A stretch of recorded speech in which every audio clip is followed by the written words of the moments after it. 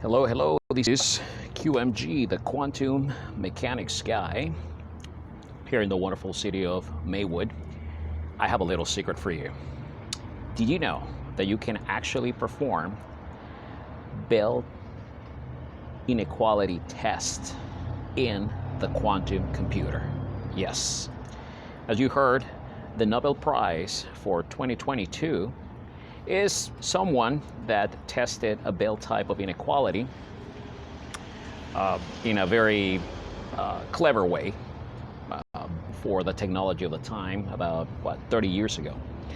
And it's barely receiving the Nobel Prize, which makes you wonder, why they waited this long to award something that it is in textbooks, right?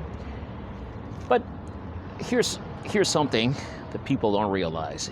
You can actually perform a cheaper version of that test in the comfort of your home through the internet, connecting through to a quantum computer, right? And that's what this paper is about. This paper is, you can actually, I'll show you, I'll show you the title of the paper. This paper tells you basically how to perform a quick Bell inequality test at home, okay? And it's very easy, okay? You'll be surprised, okay? Now, it's kind of hard to understand the theorem, right? To understand the inequality, but you have to think a little about it. But setting it up is not that difficult. And let me show you right here, okay? So Bell inequality. This paper actually has several parts to it. It kind of walks you through different tests that you can actually perform, different things that you can do with the quantum computer. And of course, the Bell test is one of those that, hey, you gotta do it at least once in your life, right? We'll talk about it, and it seems like, they think they're talking about something that is out of their reach, that you need very expensive equipment. Well, after 30 years, obviously things have advanced so much. Now you can connect to a quantum computer. You can program these qubits. You can put settings on these qubits and get results, okay? So let me show you. Well, right here's more or less what Bell inequalities is all about, okay? And you don't need to know details, but this is what we're going to be trying to set up. So basically, here's the idea. We're going to need here it is again. We're going to need 1, 2, 3 settings, okay? We're going to set up one qubit to a setting A, and another qubit to setting B, okay? And then calculate a joint probability, okay, with some strategic settings. Then we're going to calculate the joint probability for the same one A, but now we're going to introduce another setting C on the other qubit, okay? And then finally we're going to do another setting called B on the first qubit, and the other qubit is going to be, one is going to be B, the other one is C, right? And then we're going to calculate this inequality, and classically speaking is got to be less than 1, okay? And of course, the story, you're going to have violation of Bell inequalities, of the Bell inequality, as we're expecting it, right? As we know, that's the result, right? So we're going to get a number supposedly greater than this one, right? And I'll try to connect to the IBM quantum experience in a second, but this paper does a very good job of presenting data, so you can pretty much read it and follow all the steps, and then you can just repeat it in your own quantum computer, okay? So you scroll down, you can actually see the settings that were used, okay? And here are the circuits that you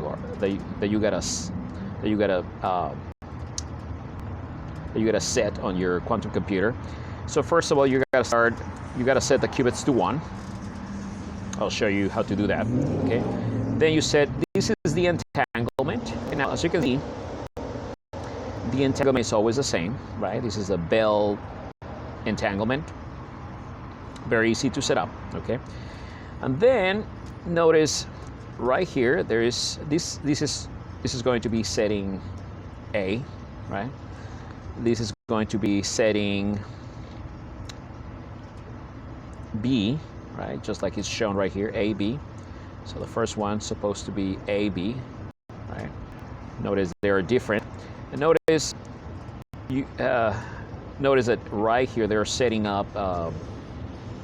He's setting up RZ gate and using pi over 3. Now, you might say, well, this is not exactly the way the experiment was done, right? In the Nobel Prize winning experiment, the settings were changing very fast, right? And if that's your concern, yes, you're right. We're not changing the settings very fast here, but yet you can think like this: the quanta that come here and get entangled don't know what settings to expect, right? You can say that these two qubits here are not connected to one another after you impose the settings. These qubits do not communicate with one another. They do not interact. So, in a way, whatever you get here, measure them, is going to be a probability, a joint probability that you don't expect classically to, you don't expect any classically to exceed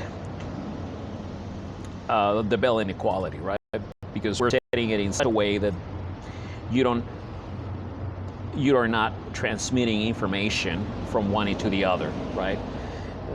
Basically, if there are any rules, you're setting those rules from the beginning.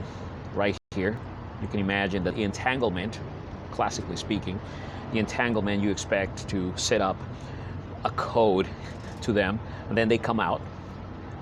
And then when they encounter their own settings, you don't expect, some spooky correlation between them.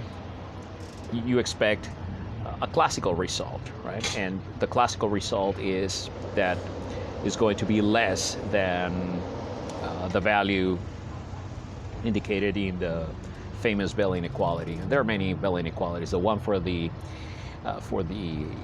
Nobel Prize winning experiment is not the same that I'm showing you here, but this is, one that you can. This is another one that you can try. It makes no difference physically speaking. So that's one setting. That's one. This is the first pair of settings that you put on that you input in your quantum computer. Now here's the second one, right here. Notice we have A, but now we have a different setting here, which should be this one here, C. Okay. And then finally you have the last pair of settings right here, as you can see. So very simple, right? You can copy this in the quantum computer, and then you can get results, right? Now, how do you calculate how do you calculate the left part of the Bell inequality? Well, let's look at the result you obtained here. So here is the result of circuit 1, okay? Notice that when the qubits give different values, the same values, you obtain a density that is smaller than the one that you obtain when they are different, right? As you can see right here. So basically what we're going to do here is calculate the average product, right? So the average product for this one, and then we're going to do it also for the next one, for the second circuit. Now for the second circuit, as you can see, you get something different. You get a different density. Now the ones, now when both of them are the same, now you get a greater density than when they are different. And then for the first circuit, you expect something different from the second circuit. So basically, the first one and the third one are the same density, except for this one right here. So you want to calculate the average product for that. Okay. And that should allow you, and as you can see, you have already here the probability for each one of them. You can set numbers on the top. So you can actually use that to figure out what is the average product. And as you can see right here is a calculation. So basically, he obtained 1.182 plus minus 0.020 is not less than 1, right? It's 1. So here we're obtaining something that you can say is spooky, right? Okay. Now, let's see. Let me show you step by step how you can do it in the IBM quantum computer. So it's very simple to do that as well. Okay, so here it is. Now, if you haven't made an account in the IBM Quantum Experience, well, I recommend that you do that. It's free. Okay. Now just keep in mind that because it's free, also a lot of people are using it, so sometimes it takes a while to get your results back. So sometimes you don't get what you expect right away. There are several computers where you can put your where you run your circuits, and some of them I think are better than others, right? And then there's also a simulator, right? Something that doesn't exactly that is not a quantum computer, but it shows you if your circuit is working. Okay, so it's very useful for testing to see if your circuits work before you actually run them into the quantum computer, to debug, right? Because, when you're starting, sometimes you don't know if you're doing it correctly. Okay, here we are. Welcome, Jose Moreno. Yeah, that's my name, Jose Moreno. Okay, so for example, you want to launch Composer. Like the Composer, well, you can also pick the Quantum Lab, but that one just shows you the program. I like the Composer because it shows you visually what's going on, right? I personally find visual information more appealing. Oh, here we go. So here's an example. Okay, so this is a circuit that I was working on. Okay, but I'm going to make, I guess I'm going to need a new file for that. So I'm going to put new. And as you can see, it's very pedagogical, right? You can just slide, you can just grab a gate and just put it in. So even if you don't really understand everything about quantum computing, you can go into the picture and just create that picture here, right? Okay, so the circuit. So the circuit, you need to, this is what you need to do. You need to set this one to 1, both of them to 1. There you go. Then you set the other one to 1 as well. I don't know why these. Oh, there you go. And then you need a Hadamard gate. Oh, something happened there. So you put your gate right here. There you go. Okay, and this one we're gonna put it right there. See if it moves. There you go. Okay. So we're starting the cube. So the qubits start at 0. So we want it to start at 1. So that's why I'm putting a flip gate. The flip gates basically just change it. If it is 0, makes them 1. Okay. The Hadamard gate, as you don't know, this one creates a superposition of 0 and 1. Okay. And then we use a control gate. Okay, and this one basically makes. There you go. Okay, basically it takes these qubits, and if the first one is 1, it makes the one on the bottom 1. If the one on the top is 0, then the one then it doesn't flip the one on the bottom. Okay, so this is pretty much this is the entanglement part. And now you want to put the settings, right? One of the settings was, so in the first one there is nothing. Well, there's just a Hadamard gate, so that's what you do, Hadamard gate right there. And then that's your A, and then you put the next setting here.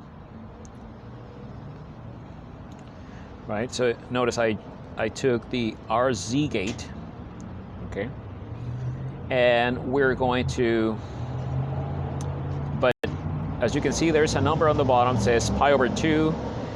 You want to make that one pi over 3. So you just click on it, edit, and then you can just type the number that you want. Okay, as you can see right here, it says pi over 2, so we're just going to write pi over 3. Okay. Something's up here. Oops. Oh, I think oh, there you go. Pi over 3. Okay. Pi over 3. Pi over 3. Come on. Pi over 3. Getting stuck. Just getting stuck there. Oh, there you go. Okay, there you go. I have my first setting right there. Okay. I'm gonna move my head to the side. And now I'm going to measure them, right? So to measure them, you want to use this operation right here. Line, yeah, that's fine.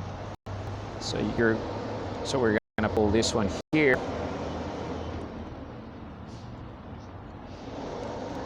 It might be easier to use my finger. Let me see. Let me try to do this one here with my finger.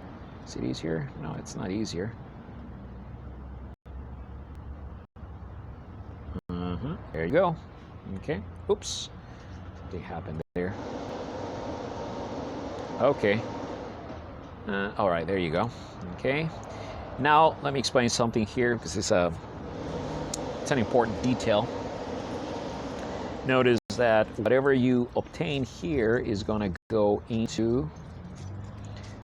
Z0, okay, into the register 0, and whatever you obtain here is going to go into the register 1, right? We want them to go into different registers, right? Because if you're not careful, sometimes you can actually end up getting the information on the same register. So good to check that. And then you can just run the circuit, okay? So one thing you can do is, so you're going to set up and run, as you can see. And now you gotta pick your computer, okay? So you have many computers here, okay? As you can see, you have, and the higher the number of qubits, the more people are, the higher the number of users, right? More people are using it, and you can actually see, so you can actually see how many people are using it. Total just spending 71, for example, on this one. This one 17 has the least one. That's my favorite. There's Belém. Some of them sometimes are not working too well. This one has too many there. Okay.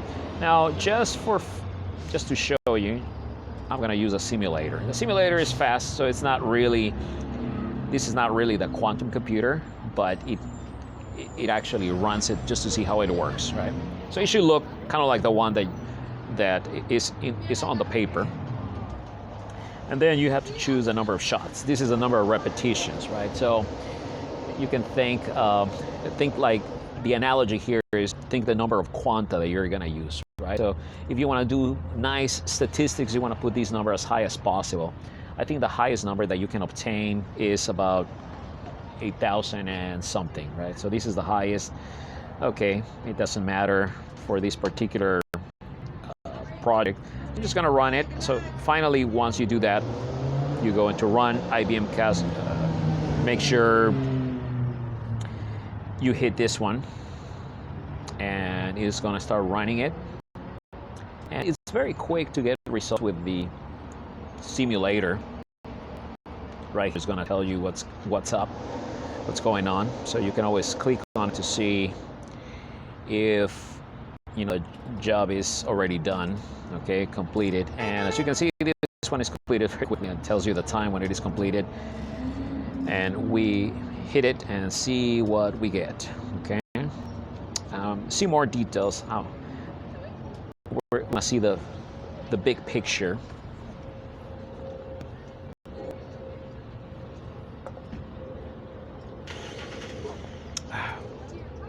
Good coffee.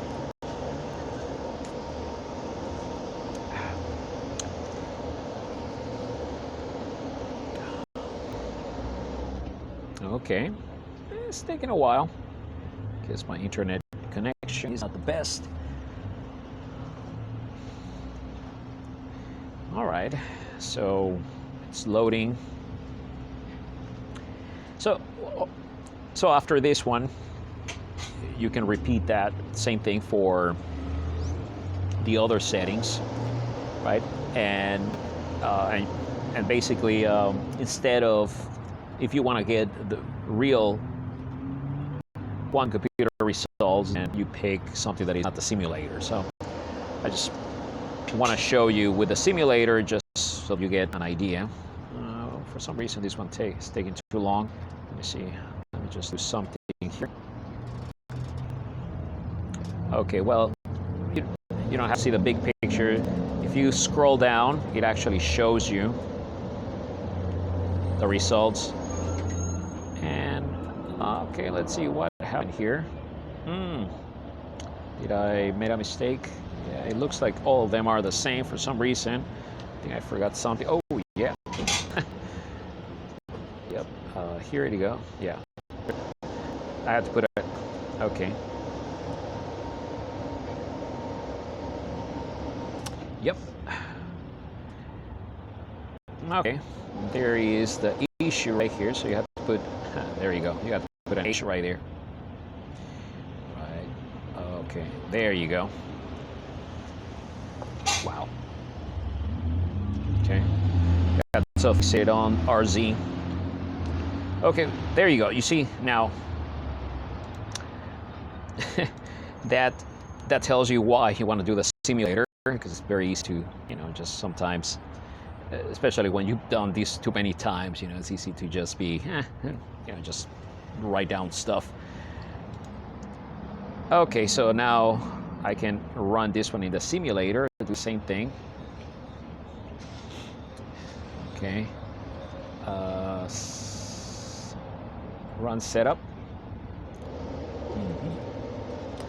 So now, how did I know that it was not, something was wrong? Because of course I didn't obtain different densities. I obtained the same density, right? So I'm gonna hit the simulate. Okay. So there you go. Wow. Okay, so now we go into. Oops. Okay, so now I gotta go to the new job. So as you can see, I'm gonna go on the top. I'm gonna hit this one here. Oh, there you go. As you can see, the one on the top is the next job. So I hit on it. And now we're gonna see exactly what we were expecting. There you go. As you can see, these looks identical to the one that I show you, right? Now notice that there are two more.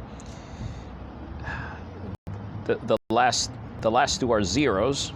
Those make no difference.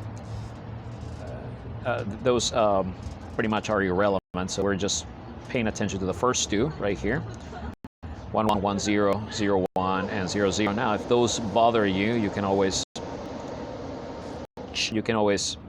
fix that by going here and deleting registers, right? So we're observing a bunch of we're observing 4 registers and we just need 2, right? So you put a minus there and do it twice. There you go. Now it says C3. And then you do it again. Bam. Okay. There you go. Okay. So there's one right there. One set of results. And you can now do it. You can do the next one here. So the next one is 2 pi over 3. So I edit again.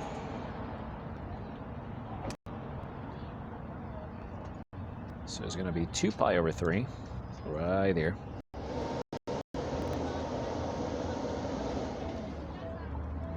You got 2 pi over 3. There you go. All right, cool. And then you do it again. You run the simulator just to make sure, you know, it looks nice.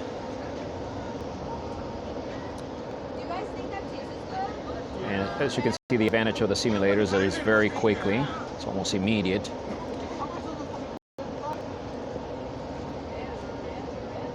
Then we go again to the jobs. Okay, that should be the. There you go. So jobs. And of course you can. And of course you can rename your jobs here. Notice it says completed. It just gives you an ID number. You can actually type whatever you want. Okay, so there you go. So now, as you can see, we have now something different, a different distribution. Oh, different densities, I should say. Now we have 1 1 and 0 0 be the tallest, the higher densities than the ones in the middle, right? Okay. Okay, and then finally, you can go into the last one, the last setting. For the last setting, you just need to change the first one to, so you go RZ.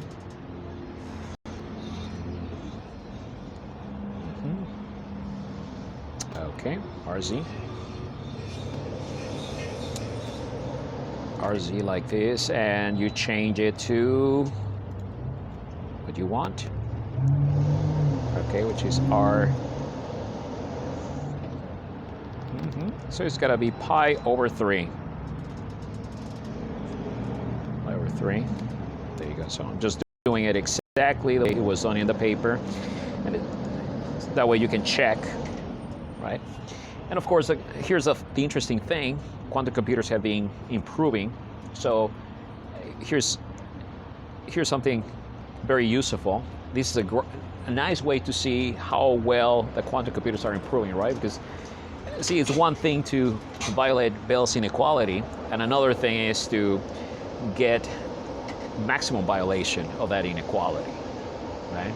So if the number barely goes above 1, well, your quantum computer is, it's okay, right? But if you get maximum violation of the inequality, then your quantum computer is great. Of course, you don't expect, any quantum computer to be perfect, but this is kind of a nice way to quantify the quality of your qubits, right?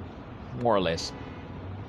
This offers you evidence that you actually have a quantum system. How well it is, how ideal your quantum system is to what it should be. And and keep in mind, computers right now are very noisy, right? So this is a nice way to sort of quantify how noisy your computer is. So it's not just the qubits, but also the noise, right? So the environment, it may not be perfect, right? Sometimes environmental factors that are unpredictable are the ones that can affect how coherent the system is, and that can actually lower the number that you expect. Okay, so this is very useful, a useful tool for 2 qubits to quantify how good those qubits are, right? Okay, so then you can run this one. Now, of course, now I'm going to show you some. Now I'm just going to run this one on, instead of the simulator, just to show you.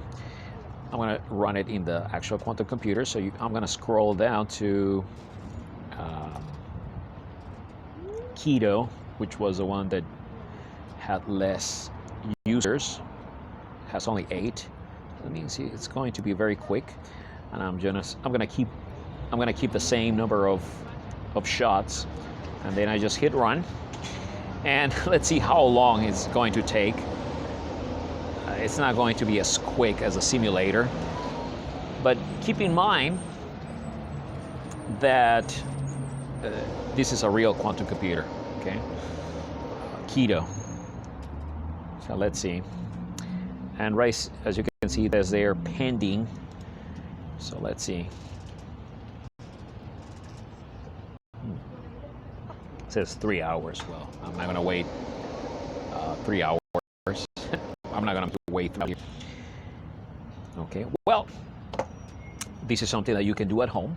Okay, as you can see, this is basically you're repeating right here the famous, doing a cheaper version of the famous Nobel Prize winning experiment for 2022, right, this year. So then you can get the results and follow the recipe shown on the paper, right, to calculate the average product and plug it into the inequality, and you can actually get violation of Bell inequalities. And you can and keep in mind that, like I mentioned, the qubits are space-like separated, so you're kind of showing that there is a correlation between those two, even though they're separated, right? So it's not exactly like the actual experiment, because as you can see, we're not changing the settings quickly, and we're not ruling out communication between them. But given that the other experiment actually, doesn't show any sort of communication between any signaling between the 2 quanta that are separated when you change the settings, then you can say, well, that's what is going on here too, right? You can sort of use this one mirrors that situation. So you can say here that there is no signaling going on between them, although we're not ruling it out in this particular case. We're just showing something that is similar to that experiment. Okay, well, try it at home, read that part of the paper, and there are more experiments to try on that paper, and is a very, very useful practical paper that nobody knows about, but it's very cited. And the journal where it is published is not, it's not the highest quality journal, but as you can see, it should be, it should be it should be in a textbook or something like that, right? Because as you can see, something that is good for your edification. You got to try it at least once. Okay. Well, like always, have a great time doing this at home, and I will see you next time.